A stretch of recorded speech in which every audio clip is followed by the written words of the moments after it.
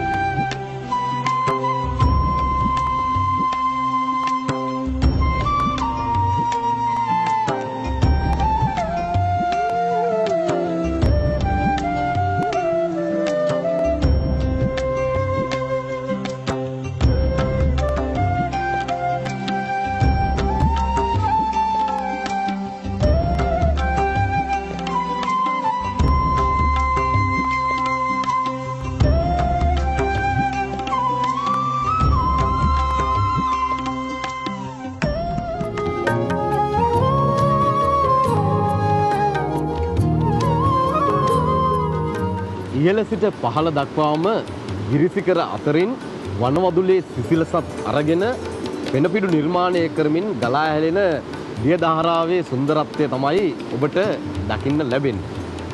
මේ ස්ථානයේ තමයි තුඩුගල ඇල්ල. ඓතිහාසික කළුතර දිස්ත්‍රික්කයේ තමයි පිහිටා තිබෙන්නේ. ඉතාමත්ම සුන්දර රමණීය ස්ථානය. හරියට මනමාලියකගේ සේලය විහිදිලා යන්නාසේ අතිශය සුන්දරත්වය විඳින්න පුළුවන් තැන. හැබැයි බොහෝ දෙනෙක් සුන්දරත්වයේ විඳිනවා. ඊට පස්සේ කැලි කසල බොහෝ දේවල් ඉතිරි කළා මේ ස්ථානය අපවිත්‍ර කරනවා. එහෙම කරන්න එපා. ලංකාවේ තිබෙන සොඳුරුම ස්ථාන මේවා රැක ගන්න ඕනේ. ඒවා රැක ගන්නවා වගේම ඔබේ ජීවිතේ රැක ගන්න අද දවසේදී කතාබහ ආරම්භ කරන්න සූදානම් වෙන්න. මීට පෙර දවසකත් වෙද මහත්තයා ඔබ හඳුනා ගන්නට ඇති. අද අපිත් එක්ක එකතු වෙන්නේ ජනක සමරවීර වෙද මහත්තයා. කළුතර උතුර කියන ප්‍රදේශයේ ජීවත් වෙන දක්ෂතම වෙදදුරේ. අයිබෝ. කතාව ආරම්භ කරද්දී වෙනදට අහන සුපුරුදු ප්‍රශ්නයට වඩා වෙනස් විදිහට අහන්න මම කල්පනා කළා. ඒකට හේතුව වෙදගෙදර වැඩසටහනේ අත්දැකීමක් තිබෙන ලෝකයා හමුවට වෙද මහත්තයා වරගෙන ගියේ වෙදගෙදර වැඩසටහන හරහා. අද වෙනකොට වෙද මහත්තයාට වෙදගෙදර වැඩසටහන ගැන මොකද හිතෙන්නේ? ඇත්තටම මේ වෙදකම වෙදගෙදර වැඩසටහන තුලින් ගොඩක් ප්‍රසිද්ධියක් ලැබුවා. පරණ වැඩසටහනේ පරණ පෙන්නපු ආයුර්වේද වෛද්‍යවරුන්ගේ තියෙන හැකියාවන් ක්‍රමානුකූලව එකින් එක පෙන්වීම තුලින් රෝගීන් අපේ හතරට ඇවිල්ලා අහන්න පටන් ගත්තා මේ ඒ කාලේ තිබිච්ච වෙදකම තාමත් තියෙනවද? මේ වගේ ක්‍රමවේදයන් තියෙනවද? මේ වගේ වෙද හොඳ කරගන්න පුළුවන්ද? අන්න ඒ කියන සියලු කාරණා තුලින් අපිට දැනගන්න ලැබුණා පරණ තිබිච්ච ක්‍රමවේදයන් නැවතත් ඉස්මතුවට ගේන්න මේ වෙදකම වැඩසටහන මහඟු ප්‍රයෝජනක් උනායි කියන එක. මඩ සෝදාගත් කල ගොවියා රජකමටත් සුදුසුයි කියලා කියනවා. ඒ නිරෝගීභාවයත් හේතු කරගෙන මඩ සෝදාගත්තේ නිකන් නෙමෙයි ඇලට දොලට මේ වගේ දිය ඇලට ගිහිල්ලා. ඒ නිසා ඒ තිබුණු අතීතයේදී බොහෝ වටිනාකම් අපිට එකතු වුණා. ඒ වටිනාකම් එක කතා කරද්දී අද කතා කරන්නේ ඔබට වටින ජීවිතයේ වැදගත්ම අවස්ථාවක් හැටියට සැලකෙන නිරෝගීභාවය ආරක්ෂා කර ගැනීම සඳහා ආමවාත රෝගය. එහෙම නැත්නම් ඔබ දන්නවා රයිටිස් පවුලේ රෝගයක් ආතරයිටිස්. ආතරයිටිස් කියලා කිව්වම බොහෝ දෙනෙක් හඳුනනවා. මට තියෙන්නේ ආතරයිටිස්, මගේ හන්දි රෙදෙනවා, අමාරුයි කිය ඉන්න අය අද සියලුම දෙනා බලාගෙන ඉන්නවා කියලා අපි විශ්වාස කරනවා. වෙද මාත්‍රේ මේ ආමවාතය එහෙම නැත්නම් ආතරයිටිස් කියන්නේ මොකක්ද? ආතරයිටිස් නැත්නම් සන්ධිවාත කියන්නේ මේ හන්දි අතර ඇති වෙන මේ වේදනාව ගෙන දෙන රෝග අවස්ථාවක්. එහෙම නැත්නම් රෝග ලක්ෂණ පෙන්වන රෝග අවස්ථාවක්. මේක ආයුර්වේදයේ හඳුන්වන එක කොටසක් ආම වාතය කියලා. ආම වාතය කියලා කියන්නේ අපි කන ආහාරය අන්තිම පාකයට. ඒ කියන්නේ පිට්ට භාගයට. ඒක සම්පූර්ණ දිරුවට පස්සේ යන අවසාන පාකය සෛල තුරට, ඒ කියන්නේ ශරීරයේ හන්දි අතර තියෙන සෛල තුරට උරා ගන්න ශක්තියක් බවට ලබා ගන්නා වූ ඒ ආහාරය හරියට නොදිරවීම තුලින් එහි සෛලවල ක්‍රියාකාරීත්වයට අඩපණ වීමක් ඇති වෙනවා. ඒක තමයි මේ සරලවම කියනවා නම් ආයුර්වේදයේ ආමවාත රෝගය කියලා කියන්නේ. ඊට අමතරව සන්ධිගත වාත රෝගය කියලා මාධව නිධානයේ දක්වලා තියෙනවා. මේකට වෙනම තව බලපානවා රුමටොයිඩ් ආතරයිටිස් රෝග වර්ග කීපයක් තියෙනවා. රුමටොයිඩ් ආතරයිටිස්, ඔස්ටියෝ ආතරයිටිස්, ගවුට් කියන රෝග අවස්ථාව, එහෙම නැත්නම් අපි හඳුනන වාත රක්ත වලින් එන සංධි අවස්ථාවක්. තව අපි මේ හඳුන්වනවා ටෙන්ඩනයිටිස් කියන රෝග අවස්ථාවක්. ඒ වගේම ඒක හැදින්නේ හන්දි අතර තියෙන බන්ධන හඬරා ඉදීම තුලින්. තව අවසන බහුලව පවතින තව රෝග වර්ග අතුරින් සිස්ටමික් ලූපස් එරිතොමැටොසිස් කියන රෝග තත්ත්වයක්. ඒක හුඟක් ජනතාව අතර ප්‍රසිද්ධ SLE කිව්වත් විතරයි.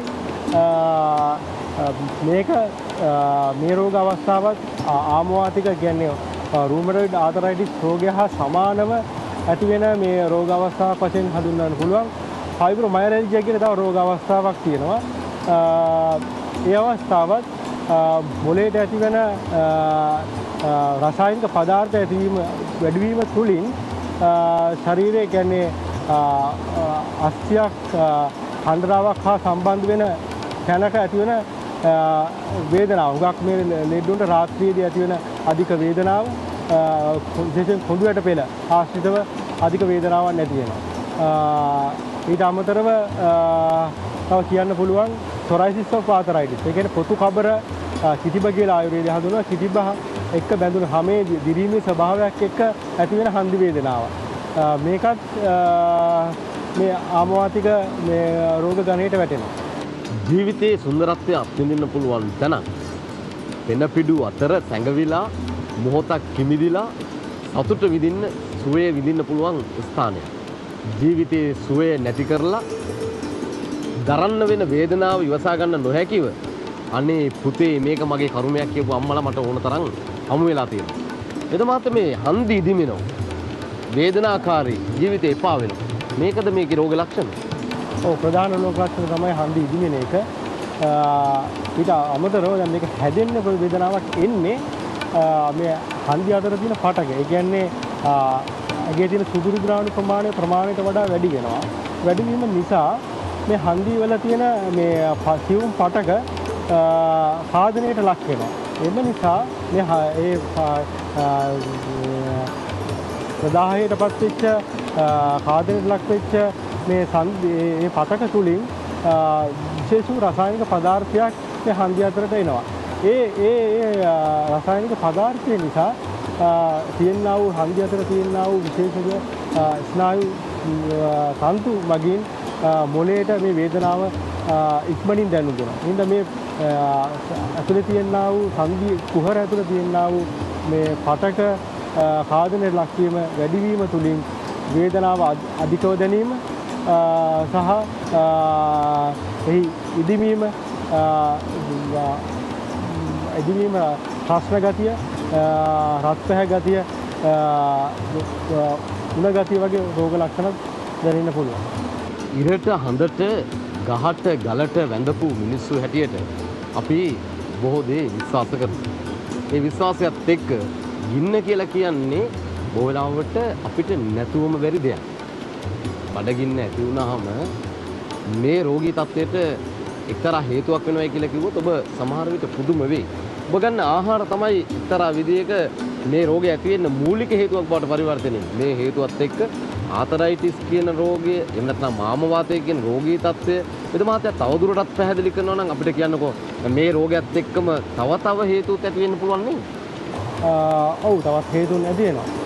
ප්‍රධාන වශයෙන් විෂම වූ ආහාර. ඒ කියන්නේ කැපිට කෑම, නොගැලපෙන ආහාර අනුභවය, ආහාර වර්ග වැඩිපුර ගැනීම නිසා මේ ආම තත්ත්වය හරියට පරිපාලනය වෙන්නේ නැහැ.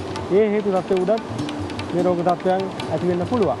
ඒ වගේම මේ උෂ්ණ අධික කෑම, ඇඹුල් ආහාර අධිකව, ඉස්සෝ දැල්ලු අච්චාරු වැනි නිතර ආහාර වර්ග නිතර අනුභව කිරීම මේ හේතු නිසා මේ රෝග තත්ත්වයන් වල එක කොටසක් ඇතිවීමට අවස්ථාවක් තියෙනවා. ඒ වගේම ව්‍යායාමයෙන් තොර වීම. ඒ කියන්නේ අධික ආහාර පාන අරගන්න නිසා හුඟක් ශරීරයේ තරබාරුකම ඇති වෙනවා.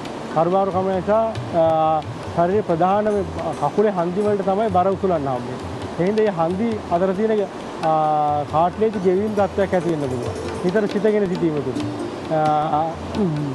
ඒ වගේම ව්‍යායාමයෙන් තොර වීම. වැඩක් පළක් කරනකොට ගොඩක් එහෙට මෙහෙට ඇවිදින්න නැතුව සැහැල්ලු රස්සාවල් කරන අය. මේ අයත් මේ ආතරයිටිස් රෝගයෙන් ගොදුරු වෙන්න හුඟක් පුළුවන්. වෙදගෙදර වැඩසටහන නිසා අපේ හිතවතුන් බොහෝ දෙනෙක් මේ රෝගී තත්ත්වය පිළිබඳව වඩාත් ප්‍රකටව දන්නවා. හැබැයි වෙද මහත්තයා මොනවා කිව්වත් දැන් ඉතින් ලෙඩේ හැදිලා ඉවරයිනේ. මේ තත්ත්වයට එක්ක වෙද මහත්තයා වේදනාව අඩු කරගන්න ක්‍රමයක් නැද්ද? කොහොමද හඳුනගන්නේ? වේදනාව අඩු කරගන්න ක්‍රමයක් තියෙනවා. අපි ප්‍රධානව පාවිච්චි කරන කසාය වර්ග බොන්න දෙනවා.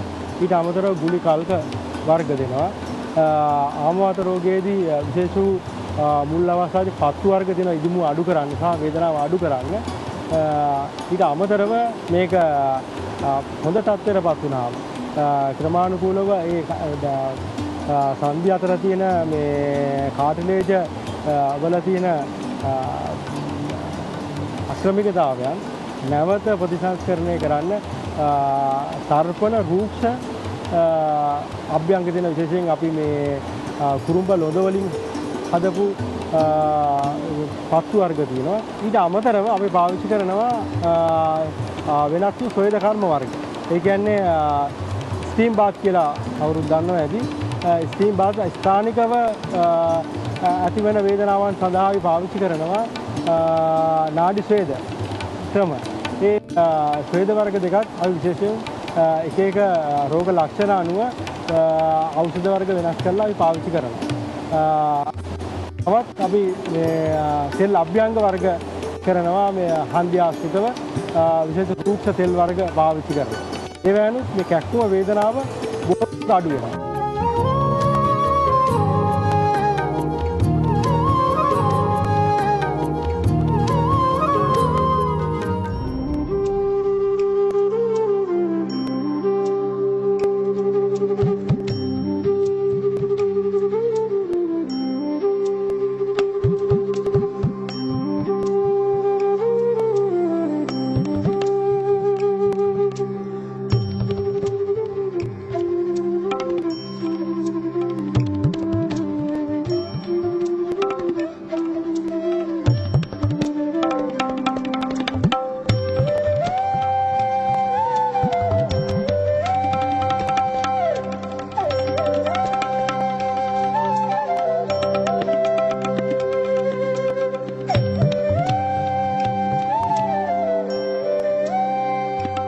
ගහකට නගින්නත් හන්දිපත් හොඳට තියෙන්න ඕනේ. හැබැයි හන්දිපත් ඉදිමිලා නම් රිදෙනවා නම් ආතරයිටිස් රෝගී තත්ත්වයක් නම් ඒකට ප්‍රතිකාර කරන විදිහේදී ඔබ පිළිගන්නවද කුරුම්බ භාවිතා කරනවා කියලා?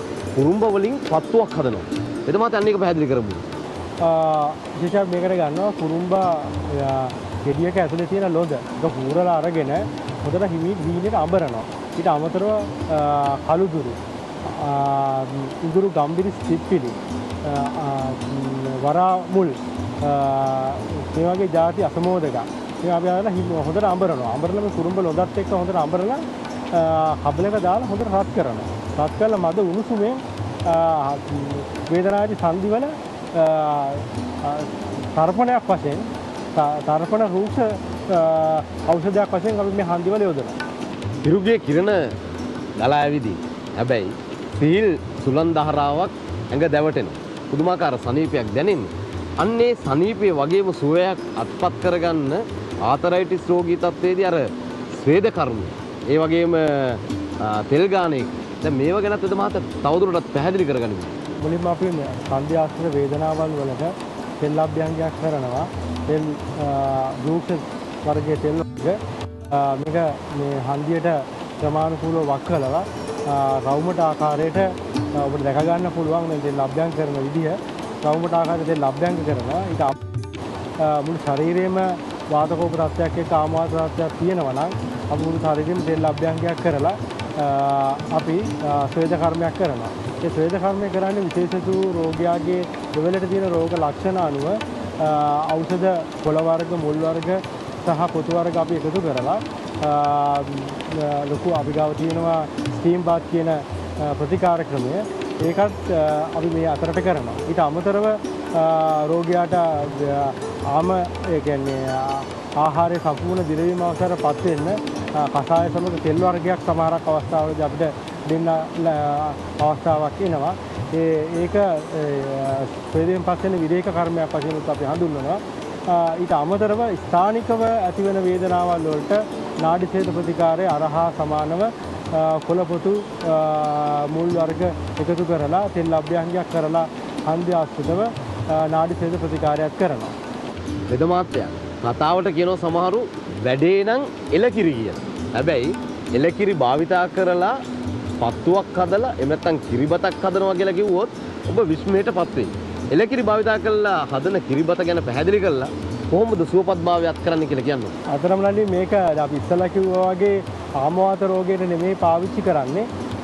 වාත රක්ත වලින් හැදෙන රෝග අවස්ථාවකට මේ රෝග අවස්ථාව නැවත පාරක් කෙටියෙන් කියනවා නම් ධනිස්සෙන් පහළ ප්‍රදේශයත් වැලමිටි සංදියෙන් පහළ ප්‍රදේශයක් තමයි මේ රෝග අවස්ථාව නැති වෙන්නේ. ඒ කියන්නේ හන්දි ආශ්‍රිතව මේ හන්දි ඇදවීමකට හා හැම විවරණ වීමකට ලක් වෙන්න පුළුවන්. සමහර අයගේ හැමෙන් දියර ගැලීමක් වගේ වෙන්න පුළුවන්. කුෂ්ඨ අවස්ථාවක් වගේ. ඒ අවස්ථාවේදී සමහරක් අයගේ මේ කකුල් පිරිවැටෙනවා. අධික වේදනාවක් දෙන පණ නැති ගතියක් තියෙනවා. ඉතින් මේ වගේ අවස්ථාවට තමයි මේ කිරිබත් කොටමින් තවන්නේ. අපි මේක හදාගන්න මේ ගෙදර දුරත් හැමෝටම හදාගන්න පුළුවන්. හැබැයි අනිකුත් ප්‍රතිකාර කරන්න අවශ්‍යයි කරන අතරතුර තමයි මේක අපි මේ ප්‍රතිකාරයක් වශයෙන් යොදන්නේ. බැබිල මුලින්ම සම්බල අරගෙන මේ බැබිල වතුරෙන් අපි මේ කිරිබත ඉදව ගන්නවා. ඉදවල ඊට පස්සේ ඒකට එල කිරි මිශ්‍ර කරනවා. එල කිරි මිශ්‍ර කරලා කිරිබත හදා ගන්න. ඒක ආපහු අර බැබිල සහ කිරි මිශ්‍ර වතුරෙන් අර පොට්ටන ටික රත් කරනවා.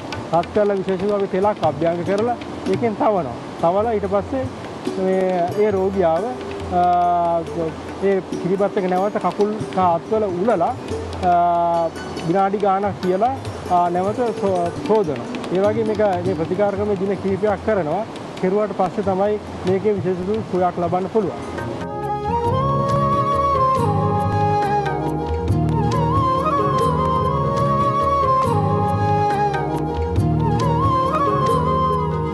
ඔබ පුදුමාකාර ආදරයකින් සෙනෙහසකින් මේ වැඩසටහන නරඹන වගේ අපි විශ්වාස කරනවා. සමහරු මාව හමු වුණාම අහනවා පුතේ ඔය වෙදමාතුරු කියන තරම්ම දක්ෂම අයද කියලා. දක්ෂම අය තමයි. හැබැයි වෙදමාත්‍යා කියන්න ඕනේ කොයිතරම් කාලයකින් මේ රෝගය හොඳ කරන්න පුළුවන්ද? නිට්ටාවටම සුවපත් කරන්න පුළුවන්ද? වේදනාව අඩු කරන්න පුළුවන්ද? ජීවිතේ එපා වෙලා ඉන්න එක යලි වතාවක් ජීවේ දෙන්න පුළුවන්ද කියලා වෙදමාත්‍යා කියන්න ඕනේ. අතරම මේ රෝගය හොද කරගන්න පුළුවන්. අපේ රටේ ඉන්න වෛද්‍යවරු, ආයුර්වේද වෛද්‍යවරු ගොඩාක් දක්ෂ වෛද්‍යවරු ඉන්නවා. ඒ වගේම ඒ අයට ගාවට ගිහිල්ලා මේ රෝගය හොද කරගන්න පුළුවන්. ඉතින් මේකට උගක් කැපවීම උනන්දුව තියෙන්න ඕන. ඒ වගේම ඉවසීමක් තියෙන්න ඕන. මොකද දැඩි කැක්කුමක් මේ හන්දිවල එන හින්දා. මේක වැඩිපුර හැදෙන්නේ පිරිමි අයට වඩා ගෑනු අයගේ අයට හැදෙන ප්‍රතිශතයේ ප්‍රමාණය වැඩි. ඉතින් ඒ හින්දා ඒගොල්ලෝ ගෙදර දොරේ වැඩ කරනකොට සාමාන්‍ය පිරිමින්ට වඩා තියෙන දැඩි හිතේ තියෙන ශක්ති ප්‍රවාහයත් පොඩ්ඩක් අඩුයි. ඒ හින්දා මේගොල්ලෝ හුඟක් ගෙදර තියෙන ප්‍රශ්නත් එක්ක මේ රෝගය හොද කර ගැනීමේ කම්මැලි භාවයක් දක්වනවා. දිගින් දිගට ප්‍රතිකාර කර ගැනීමේ නොහැකියාව දක්වනවා. කසාය ටික රත් කර ගන්න ඕනේ, බෙහෙත් ටික හදා ගන්න ඕනේ. මේ ඔක්කොම තනියෙන් මටම කරගන්න වෙයිද? ඔන්න ඔය ප්‍රශ්න තමයි හුඟක් වෙලාවට රෝගීන් නැතිරි නගන්නේ. ඉතින් මේ හේතු නිසා හුඟක් අය මේ රෝගෙන් අසරණ වෙලා ඉන්නේ. වේදනාව වැඩිකම හින්දා. ඉතින් මේක හොඳ කරගන්න කැපවීමක් උනන්දුවක් රෝගියා අතරත් ගෙදර අයගේ උදව්වත් ප්‍රධාන වශයෙන් අවශ්‍ය වෙනවා. ජීවිතේට සුන්දරත්වයේ සමීප කිරීමේ බලාපොරොත්තුව තුළ තමයි අපි සුන්දර ස්ථාන තෝරාගන්නේ. ඔබේ නෙතට සුවදායක බවක්, ජීවිතයට සැහැල්ලුවක් දැනෙන ස්ථානයක් නිසා මේ ස්ථානයක් තෝරගත්තා. මේ තුඩුගල ඇල්ල. හැබැයි වෙද මහත්තයව හොයාගෙන බොහෝ දෙනෙක් තුඩුගල ඇල්ලට ආවා. තුඩුගල ඇල්ල අවට ප්‍රදේශවාසීන්ගෙන් වෙද මහත්තයා ගැන විමසුවා. ඒ ගිය වතාවේ. මේ වතාවේ තුඩුගල ඇල්ලට එන්න එපා. ඔබ එන්න ඕනේ කළුතර නගරයට ඇවිල්ලා පිරිවෙන හන්දියට ඇවිල්ලා අබේසේකර මාවතේ සිද්ධි ආයුර්වේද ආයතනට આવොත් දවස් 6ක් වෙද මහත්තයාව හමු වෙන්න පුළුවන්. ඉරිදා දවසේයි පොය දවසේ වෙද මහත්තයාව හමු වෙන්නට හැකියාවක් නැහැ. අද කතා බහට එකතුනේ ආමවාත රෝගී තත්ත්වය පිළිබඳව. ආමවාත රෝගීට විතරක් නෙමෙයි ඕනෑම රෝගයකට ප්‍රතිකාර කරන්න දක්ෂම වෙදදුරේ. ඒ නිසා වෙද මහත්තයාව හමු වෙන්නට ඔබට ආරාධනා කරන්නේ යම්කිසි විදිහකින් රෝගී තත්ත්වයකට ගොදුරු වෙලා නම්. වාසනාවකට හරි ඔබ නිරෝගීව ඉන්නවන් නම් අපේ බලාපොරොත්තු වන්නේ එයයි. අන්නේ වාසනාව උදා කර දීමේ බලාපොරොත්තුව තුල අද වැඩසටහනට එකතුනේ ජනක සමරවීර වෙද මහත්මයා. ආයිබෝවන්. අද කතා බහ නිමා කරන්න සූදානම් වෙද්දී ඔබට ප්‍රශ්න ගණනාවක් ඉතිරි වෙන්න ඇති. හැබැයි ඒ සියලුම ප්‍රශ්න වලට විසඳුම් සොයන්න සෙනසුරාදා දිනවලදී ඉදිරියේදී අපි තව වැඩසටහන් ගණනාවක් ගෙන එන්න සූදානම් කරලා තිබෙනවා. ඒ නිසා රැඳිලා ඉන්න අපිත් එක්ක ස්වාධීන රූපවාහිනිය හැමදාමත් ඔබව නිරෝගීව තබා ගන්න වෙදගෙදර වැඩසටහන ගෙනාව. ජීවයක් දුන්නා දේශීය වෙදකමට. අපේ දේ ලෝකෙට අරගෙන ගියා. ලෝකේ බෝධනෙක් අපේ දේ අගය කරන තැනටපත් වුණා. අද අපි සතුටු වෙනවා ඔබ නිරෝගීව ඉන්න නිසා. අදට සමුගෙන යන්නම් ලිත් ලබන සතිය හමු වීමේ බලාපොරොත්තුව තුල. ආයිබෝවන්.